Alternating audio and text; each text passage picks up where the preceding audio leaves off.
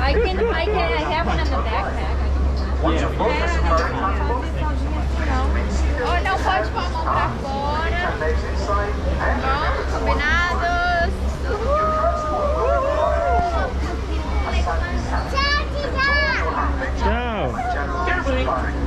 Eu virar aqui. Alright, my friends, everybody does mean welcome, so welcome aboard, guys. Please slide all the way across for me. If the whole party doesn't come, get you on to the next truck.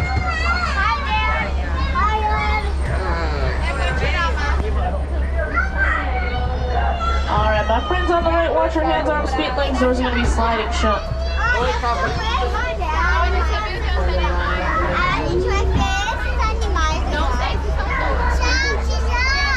Esses são os que a gente pode encontrar pelo caminho, Rafael.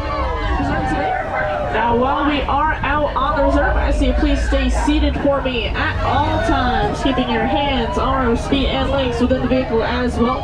That's going to go for those little ones as well. Make sure they are seated on your lap or on the seat next to you at all times.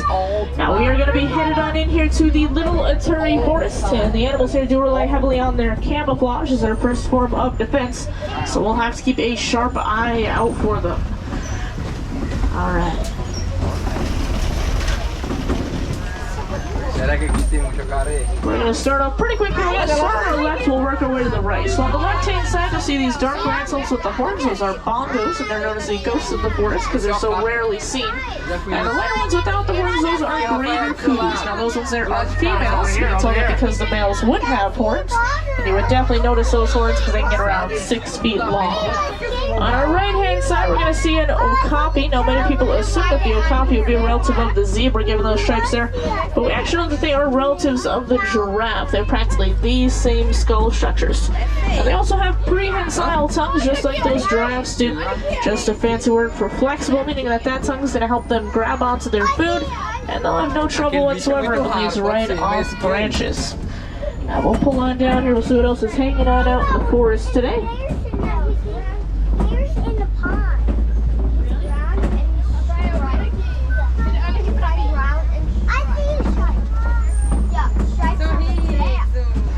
Alright, coming up on our left-hand side here, we're going to see a black rhino. Now, black rhinos looking up around 3,000 pounds. And speaking of that term prehensile, they do have a prehensile upper lip, so that's going to help them grab onto their food. They can hit top speeds of around 35 miles an hour when charging, so pretty intense given their size.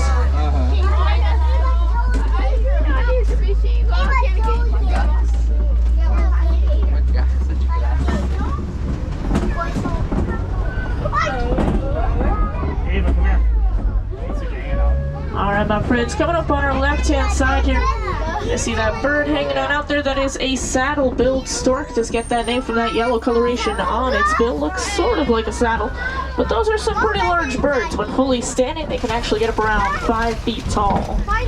But we're going to exit on out of the Little Aturi Forest now, and we'll start entering on into the Sapi River. Now, the Sapi River is home to lots of aquatic-based animals, so let's head on out, and we'll see what we can find today.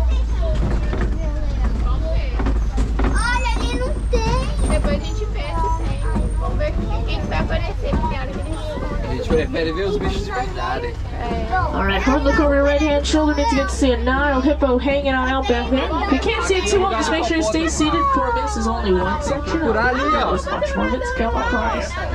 Now, hippos will spend a majority of their day underneath the water like that, just trying to keep themselves cool. They can actually hold their breath for around 8 minutes straight, so we definitely do need to keep an eye on all the water we're going to see today, because they could be hanging out just underneath the surface, so we might not even notice them.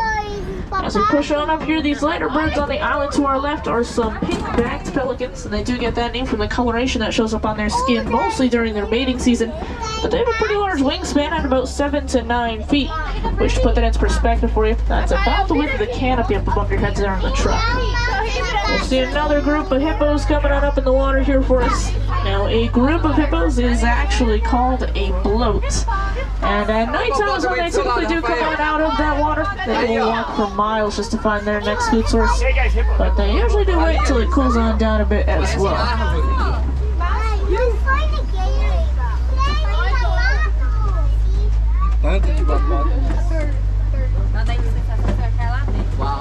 Alright, my friends, not too much other hippo activity over here right now, and it does seem like the tops of these waterfalls are starting to dry on out a bit. So probably not too much other animal activity over here at the moment. We'll head on through. Não sei se vai dar pra ver. Alice, como você se ensinou tanto com jacaré? Ela gosta de jacaré. Neto. Gosta de jacaré. Mas ela começou a fazer o toque de jacaré ontem. Alright, my friends, in just a few moments we're going to head on out towards the savannah. Now, the savannah is home to some of Africa's most popular species like giraffes, elephants, cheetahs. So hopefully we'll get lucky enough to find some of those favorites on out there. Now, before we do head on down, though, we're going to end up swinging on around and we'll go take a quick look at this weird looking tree that's going to be on our right-hand side. Seems like we're a little bit slow moving right now. But this is going to be a baobab tree, and baobab trees, they will store gallons and gallons of water within those big trunks there, and to help conserve that water, they will actually remain leafless for around 9 months out of the year. We'll sit here for just a moment, wait for our friends in the next truck to get on down. Don't want to get too close to them, so really take a good look at that tree. It's real exciting. That's about all I got to offer you right now. Take a picture of it, you know. Look back on the family photo album in like 5 years. Best thing you're gonna see out here. I don't see enough pictures being taken. I can make awkward eye contact with each and every one of you. Right, I'm over it. You missed your chance. Meu favorito é leoa. Alright, let's head on down here, see what's hanging out on the savannah today.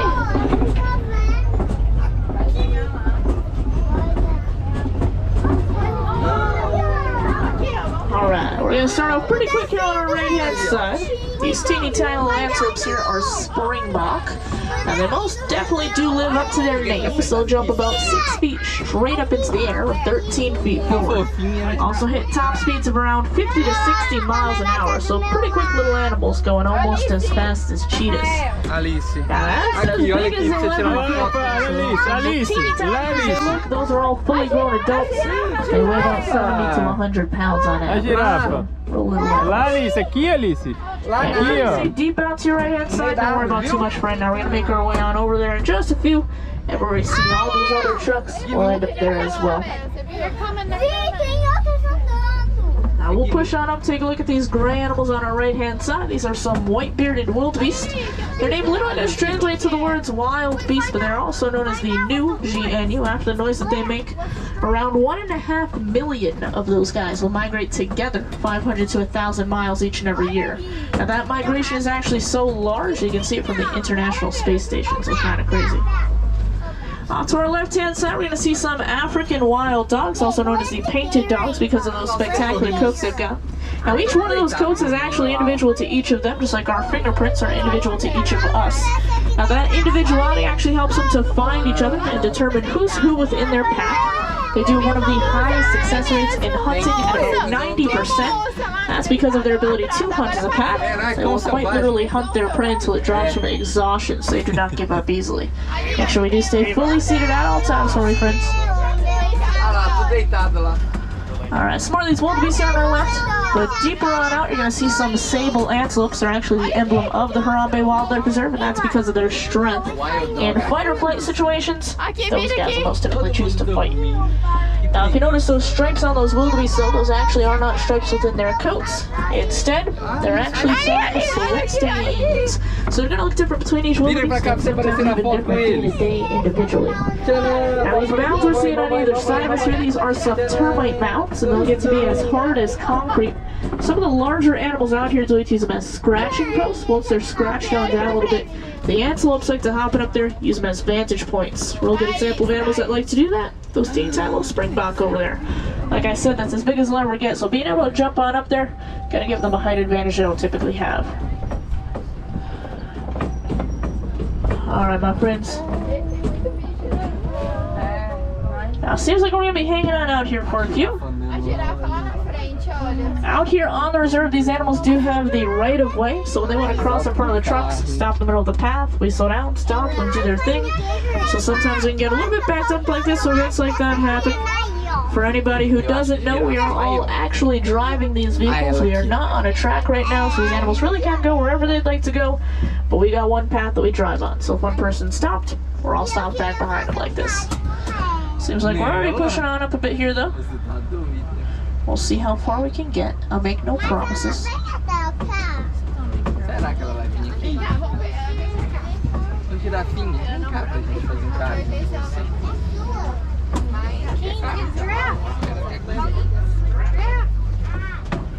Alright. Quite a few of these giraffes starting to come into view for us, huh? Se falar alto, ela vai assustar. Now, a group of giraffes is actually called a tower. Pretty fitting. They do tower over everything at about 18 to 20 feet in height. Now, a group of angry giraffes, though, that is called the Tower of Terror. I had to do it to you. I couldn't help myself. I appreciate the, like, 4 pity laughs. I'll take it. I don't really care. I'm not too proud. Alright, we'll swing on around here. Because I want to go show you a friend of mine. And it's going to be that little teeny tiny cute little baby giraffe off to our right hand side there. Now the first thing a giraffe is ever going to experience in its entire life, a 6-foot drop from mom.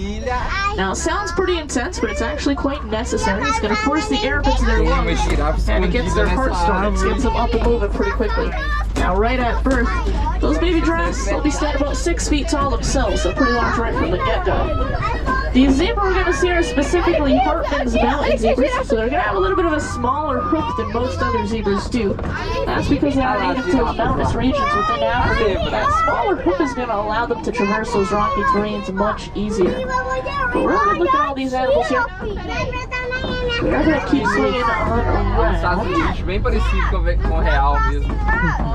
São os bichos bem parecidos And com o you'll see real. some animals with some big old horns on our right hand side, and those are some Ankole cattle, also known as the Watusi cattle, after the people who domesticated them. Now those horns are going to look big and heavy, but they're actually quite light.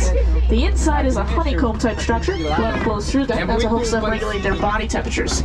So they're going to pump all that blood to the very tip of those horns, and by the time it makes its way back down to their bodies, it'll be cooled on off for them. So pretty awesome system.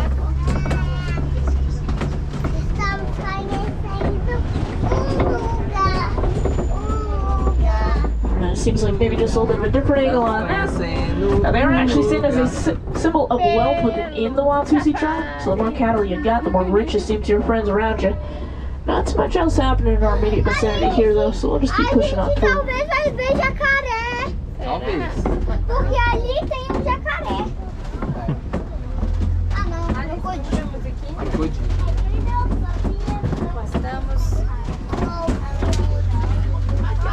Alright, African elephant straight up ahead of us here. And it'll be on our right hand side in just a moment.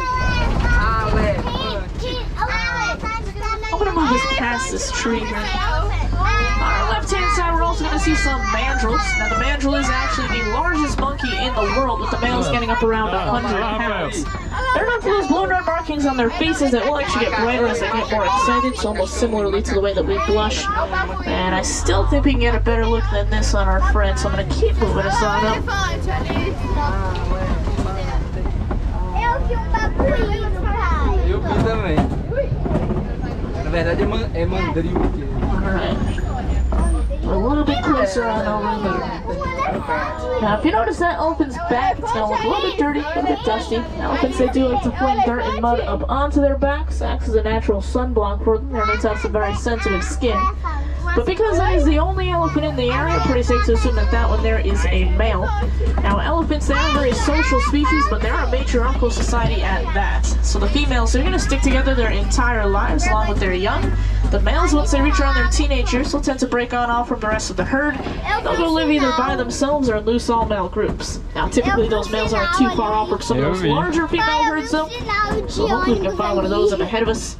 Might get one last look at our friend through the clearing here on our right-hand side.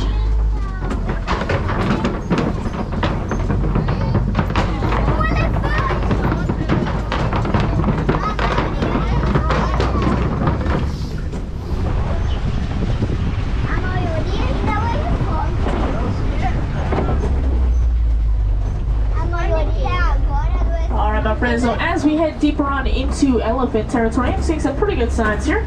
If you look at this red clay, you'll see some footprints, some tusk markings. The elephants will actually eat this clay. Helps them get some minerals they wouldn't otherwise get in their diets. Now, elephants, they are a very migratory animal, and they really don't like to stick in one place for too long. So we'll see if we can catch on up to some here. We'll keep an eye out for them. And I do see a couple of them way on out there. If you look deep on out there, you're going to see those elephants hanging on out. Seems like one might be a little bit closer to us though, so let's try and go and see that one.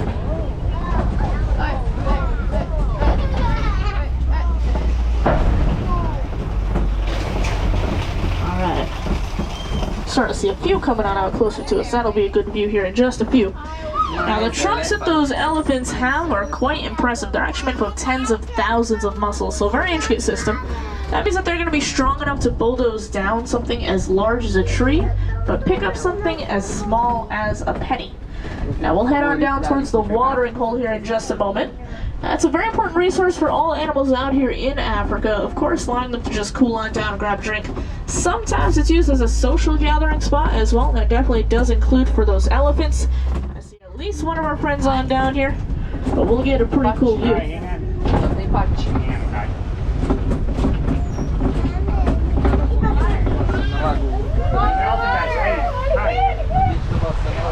Alright, we'll pull on up, we'll stop, we'll take a good look. You see these elephants flapping their ears at all? They're actually helping to cool themselves off. By doing that, they expose the blood vessels that are on the back side of the ear, and that can cool them down by as much as about 15 degrees Fahrenheit. Now we're also going to see some greater flamingos, and they're actually both the largest and the lightest pink of all flamingo species, but they will actually hatch gray. So you see some of these gray ones here on the edge? Those are actually baby flamingos. Now over their lifetime, it's going to eat lots of brine shrimp, and that's a protein called beta-carotene. That's what's going to end up turning them that pink coloration that we all know and love. But a whole group of them hanging on out together like this, that is actually called a flamboyance. One last look at these elephants here to our left-hand side. We're going to keep moving on through. We want to see what we can find up and around the corner.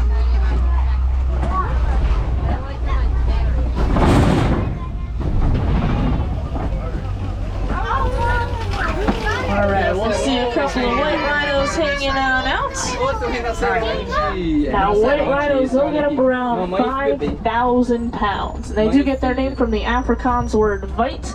Actually means wide, reference their mouths. They do have very square jaws. If you see that mud pit back behind there, they do like to roll around in that mud. When they do that, that's called a mud bath.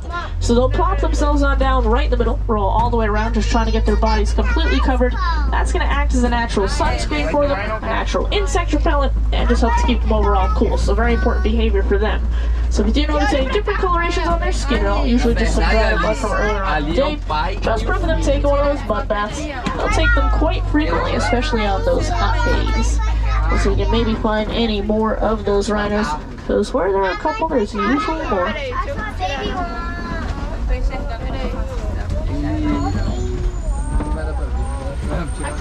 Alright, now we are also entering on into some cheetah territory. And I do see at least one of them. So the one that I see is going to be right back behind these rocks in the middle here. I'll pull this on up so everybody can take a glimpse. It's going to be right back behind those rocks laying on down there. Now cheetahs, they will go 0 to 60 in about 3 seconds, but they can only hold that speed for a few hundred yards. They're one of the only big cats that will hunt during the daytime, so they do have a black coloration underneath their eyes.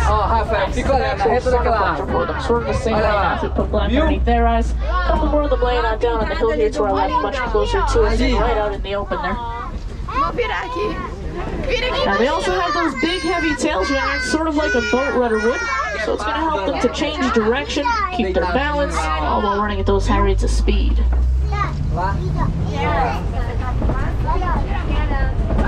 What, cheetah on up there? Yeah. Where is it?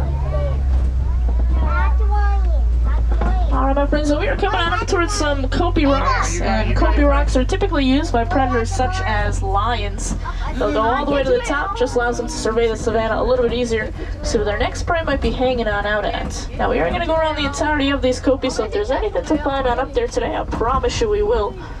We'll swing all the way around, not seeing too much on this side. But I do see another one of those white rhinos up ahead of us. Be on our right-hand side in just a second. And then we're also going to see some ostrich in the clearing up ahead on our right as well. And another one of those rhinos. Now, the ostrich is actually the largest bird in the world, but they can't fly. Instead, they use those big wings to help them turn while they run. They'll hit top speeds of around 40 to 45 miles an hour. And I do believe I see some lion activity up ahead. That male's going to be laying on down pretty close to us, actually, right on the edge here. Fantastic look at him. Now, lions, they do like to rest and conserve their energy for about 16 to 20 hours out of their day. So that's definitely what our friend there is doing. And then at nighttime, they'll have tons and tons of energy. It's going to be the females that go on out, do all of the hunting for the entire pride. The males, they'll stay on back, protect their territory and their cubs. Just keep moving on through here now. Do you see some warthogs up ahead? They'll be on our left. Now, warthogs, they will burrow themselves in using their snout, tusks, and feet, and then back themselves on into those burrows, tusks facing out. Just helps to deter any predators that might be around them. We'll come on down. Now we're going to see those ostrich again here. Also going to point out these eggs that are on the ground to our right-hand side. Those are some ostrich eggs.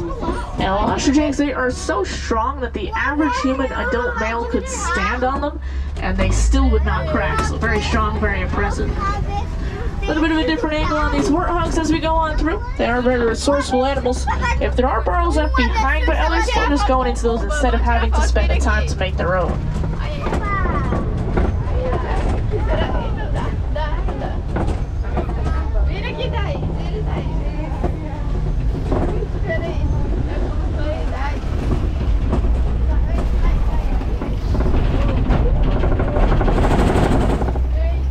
My friends, we are entering on into Magadi Glen, which is home to the Warden's Post. And the Warden's Post is home to some Nigerian dwarf goats. Now, these are domesticated animals. They're domesticated primarily as dairy goats. And they're good both nutritionally and economically for the community. Nutritionally, because of course you can drink that milk, use it in other food products. Economically, because you can then turn around and sell all those products right back to the village. So just one good example of how humans and animals can live together, help each other out, it's done right. But we are going to head on out of here now, friends, and unfortunately our time together is starting to come to a close. But I think it's important to remember all the animals we saw out there. Now, regardless of where you're from, we can all have an impact on the conservation of these animals. It's the simple things like reducing, reusing, and recycling that will end up making all the difference in the long run. If you do feel so inclined to help out any of those animals we saw out there today, you can feel free to go see our merchandise locations, and they'll tell you a little bit more about the Disney Conservation Fund. Now, the awesome thing about the Disney Conservation Fund is that Disney will match your donation dollar for dollar and cent for cent, so it is always much appreciated. Now, if you guys are looking to go see some more African animals today, I definitely do suggest you go check out Gorilla Falls Exploration Trail. That is a self-guided walking trail, so you can go take as little or as long as you would like. Go see some cool animals like gorillas, of course, zebras, okapis, naked mole rats, meerkats, just to name a few. There's also an underwater hippo viewing area over there, so I definitely do think it's worth a walk on down. Now, once again, my friends, my name is Amanda. It has been awesome driving you guys. Do hope you had some fun on out there. If you do have any questions, comments, concerns, you feel like we didn't get to address out there, once we dock, you can feel free to come up to my first row or my passenger side. Ask me anything. I will do my best to answer it for you. My windows are quite literally always open for you. Now, we are headed on up towards our unload areas here, though, so just make sure you're checking one last time around your rows for me. You definitely wouldn't want to leave anything